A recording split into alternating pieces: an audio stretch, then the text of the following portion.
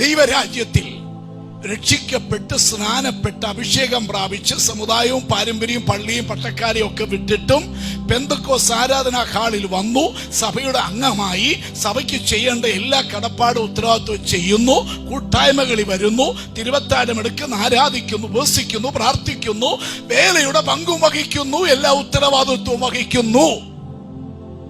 എന്നാലും ദൈവത്തിന്റെ രാജ്യത്തിൽ ചില സ്വഭാവക്കാർ കാണുകയില്ല. ദൈവരാജ്യത്തിൽ എന്നില്ല, ജഡപ്രവൃത്തിയില്ല. സഭയിൽ ആരാധിക്കുമ്പോൾ ഇതുണ്ട്, തിരുവത്താഴം എടുക്കുമ്പോഴും ഇതുണ്ട്, ഏത് ആത്മീയ കാര്യത്തിൽ ഏർപ്പെടുമ്പോഴും വിശ്വാസികൾക്ക് ഇതുണ്ട്. ഇതുള്ള വേലക്കാർ അനേകരുണ്ട്. ജഡപ്രവൃത്തി പക്ഷെ ഇത് സഭയിലേ കാണത്തുള്ളൂ, ദൈവരാജ്യത്തിൽ ഇതില്ല. ജഡപ്രവൃത്തി വീട്ടിൽ നടക്കും, സഭയിൽ നടക്കും, സമൂഹത്ത് സൊസൈറ്റിയിൽ നടക്കും, നിന്റെ ജോലി സ്ഥലത്ത് നടക്കൂ, നിന്റെ വ്യക്തി ജീവിതത്തിലോ കൂട്ടം ചേർന്നോ നടത്താൻ പറ്റൂ. പക്ഷെ ഇതൊന്നും ദൈവരാജ്യത്തിൽ കാണുകയില്ല. രഹസ്യ ജീവിതോ പരസ്യ ജീവിതോ ഒരേ റൂട്ടിലൂടെ പോണം.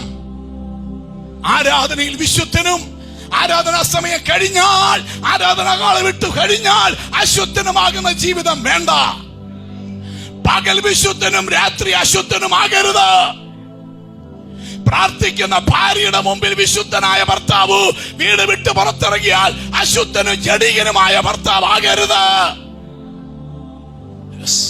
ആത്മീയനകത്തും പുറത്തും ആത്മീയനായിരിക്കണം. രഹസ്യ ജീവിതത്തിലും പരസ്യ ജീവിതത്തിലും ആത്മീയനായിരിക്കണം. അവൻ വിശുദ്ധനായിരിക്കണം. ഒരിക്കലും നമ്മൾ അഭിനയിക്കുന്നവരാകല്ല. നമ്മൾ വേഷം മാറുന്നവരെ പോലെ, നാടകം കളിക്കുന്നവരെ പോലെ, സാഹചര്യം അനുസരിച്ച് അഭിനയിക്കുന്നവരാകല്ല. ഒറ്റ അഭിനയം, ഒറ്റ വസ്ത്രമേ ഉള്ളൂ, അത് ജീവിത വിശുദ്ധിയുടേതാകണം. ഇതാണ് ഒരു ഭക്തന്റെ ജീവിതം, ഇതാണ് ഒരു ആത്മീയന്റെ ജീവിതം. മനസ്സിലായോ?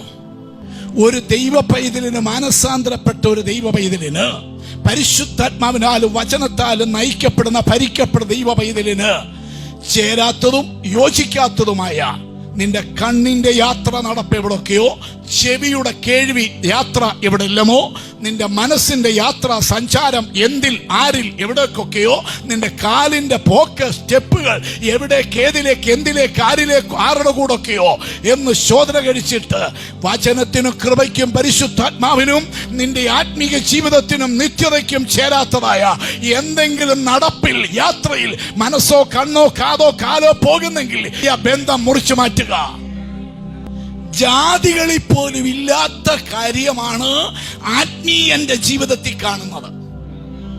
പിന്നെ എങ്ങനെ ഒരു ജാതികൻ രക്ഷിക്കപ്പെടും? പിന്നെ എങ്ങനെ ഒരു ജാതികന്റെ വീട്ടിൽ ചെന്ന് സുവിശേഷം പറയാൻ പറ്റും? പിന്നെ എങ്ങനെ സമുദായക്കാരൻ സ്നാനമേൽക്കും? പിന്നെ എങ്ങനെ സമുദായക്കാരൻ ആരാധനയ്ക്ക് വരും? കാരണം അവന്റെ വീട്ടിൽ പോലും, അവന്റെ ജീവിതത്തിൽ പോലും ഇല്ലാത്ത ദുർനടപ്പാണ് ആരാധനയ്ക്ക് സഭയിൽ വരുന്ന സഭയിലെ അംഗമായ സഹോദരനിലുള്ളത്. തിയേറ്ററിൽ പോയി സിനിമ കാണുന്നില്ലെങ്കിലും വീട്ടിൽ ഇരുന്ന് കാണുന്നില്ലേ? ഓരോ സീരിയലും അതിന്റെ സമയത്ത് കാണുന്നില്ലേ? രസിക്കാറില്ലേ? സന്തോഷിക്കാറില്ലേ?